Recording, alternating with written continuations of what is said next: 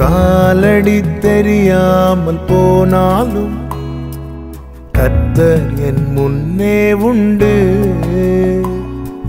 சமுத்திரம் ஒதுக்கி வழி காட்டுவார், நம்பி நான் முன் செல்லுவேன்.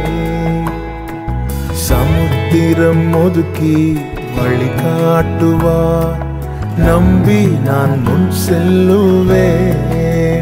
இயேசுவை நம்புவேன், நாளெல்லாம் நான் பின்பற்றுவேன். என்னை அவரிடம் ஒப்படைத்தேன், வெட்கப்பட்ட. இன்றைய வாக்குத்தத்த வசனம். இயேசு கிறிஸ்துவின் இனிய நாமத்தினாலே உங்களை வாழ்த்துகிறேன். கர்த்தர் உங்களை ஆசீர்வதிப்பாராக. தேவன் நல்லவர், அவருடைய கிருபை என்றும் உள்ளது. வேண்டிய கிருபைகளை தந்து கர்த்தர் ஒவ்வொருவரையும் நடத்துவாராக. யோவான் சுவிசேஷம் 1வது அதிகாரம் 38வது வசனம். இயேசு திரும்பி அவர்கள் பின் செல்லுகிறதை கண்டு, என்ன தேடுகிறீர்கள் என்றார்.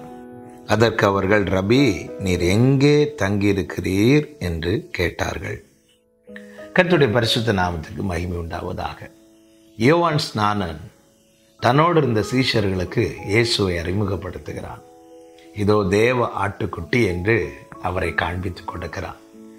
அப்பொழுது அவனோடு இருந்த 2 சீஷர்கள் இயேசுவுக்கு பின் செல்லுகிறார்கள். இயேசுவை பின்பற்ற அவர்கள் புறப்பட்ட போது இயேசு அவர்களை திரும்பி பார்த்தார். பின்பற்றுகிறவர்கள் மேல கவனம் செலுத்துகிறவர் நம் ஆண்டவராகிய இயேசு கிறிஸ்து. திரும்பி பார்த்து அவர்களிடத்தில் ஒரு கேள்வியை கேட்கிறார். என்ன கேட்கிறார் பாருங்கள். என்ன தேடுகிறீர்கள் என்று கேட்டார்.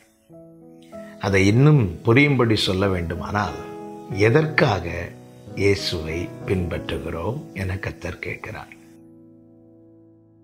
நம்முடைய தேவை என்ன? நம்முடைய விருப்பம் என்ன? நாம் எதற்காக இயேசுவை பின்பற்றுகிறோம்? இங்கே இயேசு இந்த வார்த்தையை கேட்டதும் அவர்கள் ஒரே பதில்தான் சொன்னார்கள். உம்முடைய வாசஸ்தலம் எங்கே?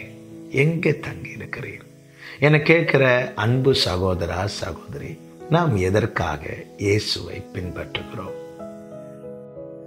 இம்மைக்கான காரியங்களை பெற்றுக்கொள்வதற்காக மட்டுமா? எதற்காக பின்பற்றுகிறோம்? ஆண்டவரே, நான் உம்மை பின்பற்றுவது உம்முடைய ராஜ்யத்தில் மோடு கூட வந்து இருக்க.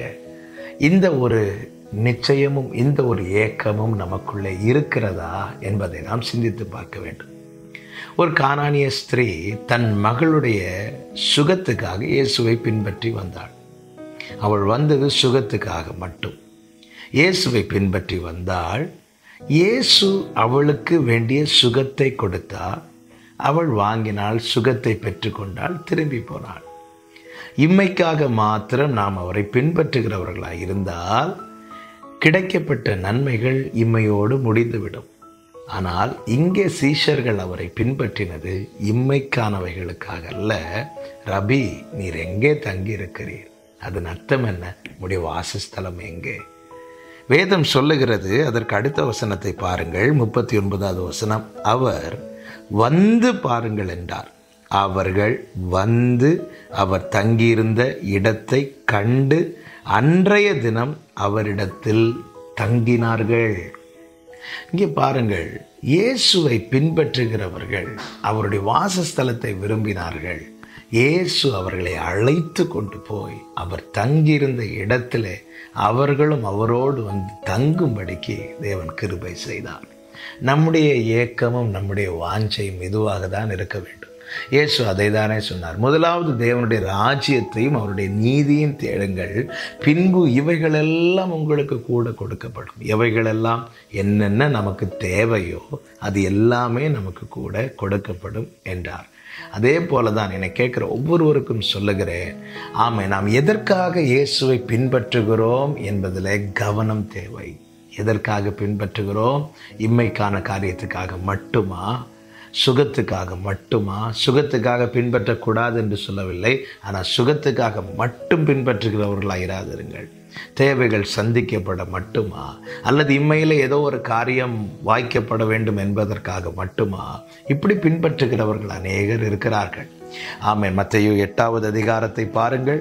அங்கே இயேசு கிறிஸ்து பிரசங்கம் பண்ணி அவர் மலையிலிருந்து இறங்கின போது 8வது அதிகாரம் 1வது வசனம், திரளான ஜனங்கள் அவருக்கு பின் சென்றார்கள். இப்பொழுது இயேசு என்ன செய்கிறார்? 18வது வசனத்தை பாருங்கள்.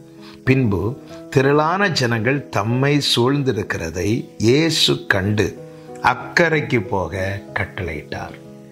அற்புதம் செய்த போது திரளான ஜனங்கள் இயேசுவை பின்பற்றினார்கள், இயேசுவை சூழ்ந்து கொண்டார்கள். இப்பொழுது இயேசு கிறிஸ்து அக்கரைக்கு போக கட்டளையிடுகிறார்.